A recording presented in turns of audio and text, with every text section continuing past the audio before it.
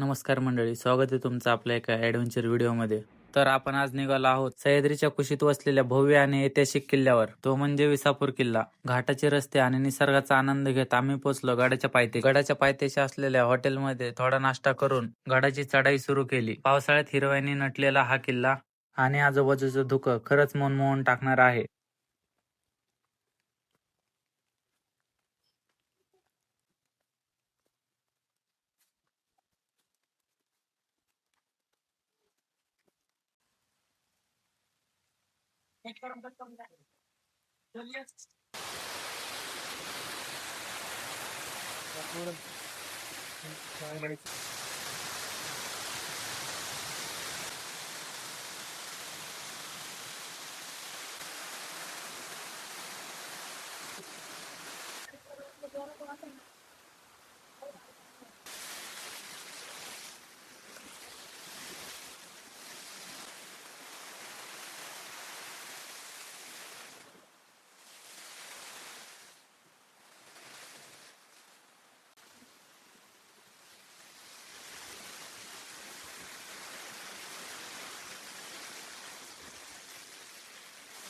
वाटेत हिरवीगार झाडे आणि छोटे धबधबे आणि पावसाळ्यात निसरड्या झालेल्या वाटा पार करत आम्ही पोचलो गडाच्या वरती. आम्ही गडावर पोहोचलो होतो, पण पाऊस काही थांबायचं नावच घेत नव्हता. म्हणून आम्ही पावसातच गड एक्सप्लोर करायचं ठरवलं आणि गड एक्सप्लोर करायला सुरुवात केली.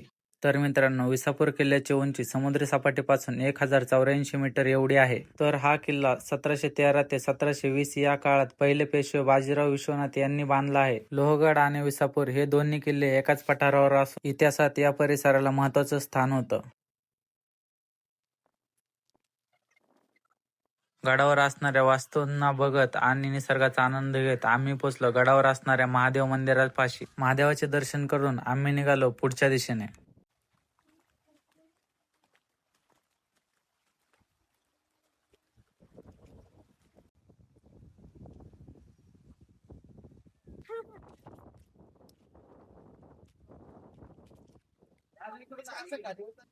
गडावर आपल्याला छोट्या छोट्या तोफा पाहायला मिळतात.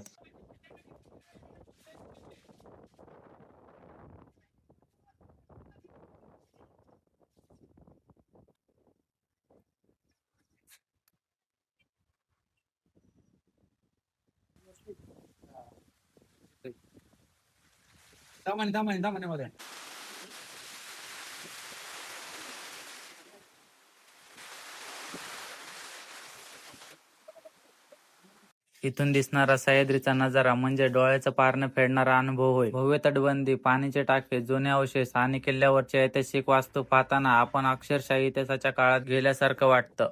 विसापूरची भव्य तटबंदी आणि विस्तीर्ण पठार हा या किल्ल्याचा खरा अनुभव आहे.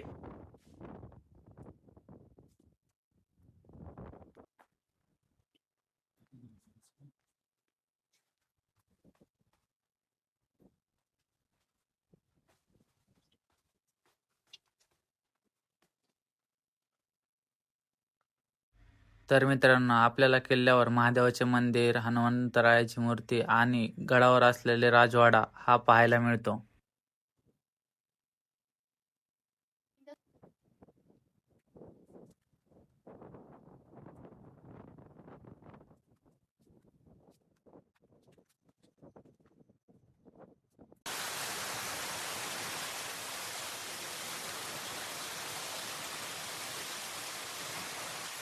काय सांगू शकतो? काय सांगतो आता आपण मी काय बोलू इच्छितो नाही, कारण माझी जिरलेली आहे पूर्ण. किती वारा पडला? 2 वेळा. फक्त 2 वेळा पडलोय. मित्रांनो, ट्रॅक तर झालाय पूर्ण. आता आम्ही खाली उतरतोय. चला, भेटू आपण पुढच्या शुक्रवारी नवीन जर्नी मध्ये.